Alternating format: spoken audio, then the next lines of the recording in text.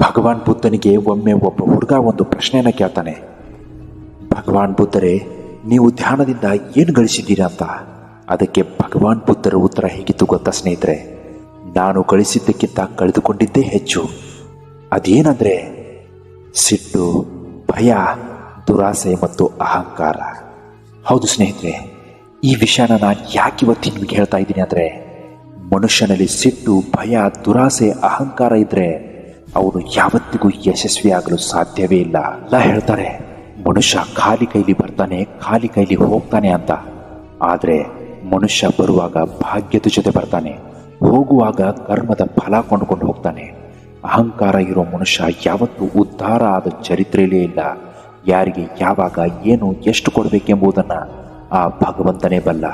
ನಮ್ಮದಲ್ಲದನ್ನು ಹಠದಿಂದ ದಕ್ಕಿಸಿಕೊಂಡ್ರೆ ಅದು ಬಹಳ ಕಾಲ ನಮ್ಮ ಬಳಿ ನಿಲ್ಲೋದಿಲ್ಲ ಅನ್ನೋದು ನಿನ್ನ ತಲೆಯಲ್ಲಿರಬೇಕು. ಕಳೆದುಕೊಳ್ಳುವುದು ತುಂಬ ಸುಲಭ ಗೆಳೆಯ, ಆದರೆ ಸಂಪಾದಿಸುವುದು ತುಂಬಾ ಕಷ್ಟ. ಅದು ಸಂಪತ್ತೇ ಆಗಲಿ, ಸ್ನೇಹವೇ ಆಗಲಿ ಅಥವಾ ಪ್ರೀತಿಯೇ ಆಗಲಿ. ಕನಸಿನ ಗೋಪುರ ಕಟ್ಟಿ ನಿರೀಕ್ಷೆಯಲ್ಲಿ ಬದುಕೋದಕ್ಕಿಂತ ಬದುಕು ಬಂದಂತೆ ಅನುಭವಿಸುತ್ತಾ ನೆಮ್ಮದಿ ಕಾಣುವುದೇ ಉತ್ತಮ. ಸತ್ಯ ಒಳ್ಳೆಯದು, ಸತ್ಯದ ಜೀವನ ಅದಕ್ಕಿಂತಲೂ ಒಳ್ಳೆಯದು. ನದಿಗಳು ಮುಂದಕ್ಕೆ ಸಾಗುವುದೇ ಹೊರತು ಹಿಂದಕ್ಕೆ ಸರಿಯುವುದಿಲ್ಲ. ಅದೇ ರೀತಿ ನಮ್ಮ ಜೀವನವೂ ಕೂಡ ಕಳೆದು ಹೋದ ಬದುಕಿನ ಬಗ್ಗೆ ಯಾವತ್ತಿಗೂ ಚಿಂತೆ ಮಾಡಬಾರ್ದು. ನಗುವಿಗಿಂತ ದೊಡ್ಡ ಆಭರಣ ಇಲ್ಲ, ಆತ್ಮವಿಶ್ವಾಸಕ್ಕಿಂತ ದೊಡ್ಡ ಆಯುಧ ಇಲ್ಲ. ನಗು ಹಾಗೂ ಆತ್ಮವಿಶ್ವಾಸದೊಂದಿಗೆ ನಿನ್ನ ದಿನವನ್ನು ಪ್ರಾರಂಭಿಸು. ನಿನ್ನ ಗೆಲುವು ಯಾವತ್ತಿಗೂ ನಿಶ್ಚಿತವಾಗಿರುತ್ತೆ. ದಿನ ಬೆಳಗಿದ್ದು ನನ್ನ ಹತ್ರ ಅದಿಲ್ಲ ಇದಿಲ್ಲ ಅಂತ ಅಳಬೇಡ.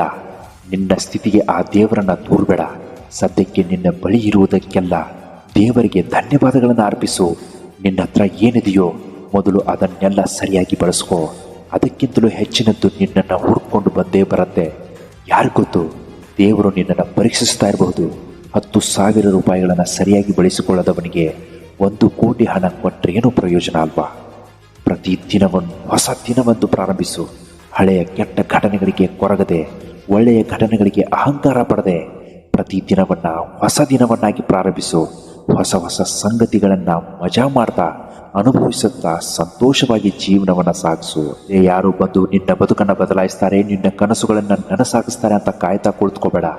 ಯಾಕಂದರೆ ಇಲ್ಲಿ ಯಾರೂ ಬರಲ್ಲ. ನಿನ್ನ ಬದುಕನ್ನು ಬದಲಾಯಿಸುವ ವ್ಯಕ್ತಿ ನೀನೇ ಆಗಿರ್ತೀಯ ಅನ್ನೋದನ್ನು ನೀನು ಮರಿಬೇಡ. ಕೊನೆಗೊಂದು ಮಾತು ಹೇಳ್ತೀನಿ ಕೇಳೋ. ಬೆಳಿಗ್ಗೆ ಬೇಗನೆ ಎದ್ದೇಳುವುದೇನು ಮಹಾನ್ ಕಾರ್ಯ ಅಲ್ಲ, ಆದರೆ ನೀನು ದಿನಾಲು ಬೆಳಿಗ್ಗೆ ಬೇಗನೆ ಎದ್ದರೆ ನಿನ್ನಿಂದ ಖಂಡಿತವಾಗಲೂ ಮಹಾನ್ ಕಾರ್ಯಗಳಾಗಿರುತ್ತೆ. ಇಂಥ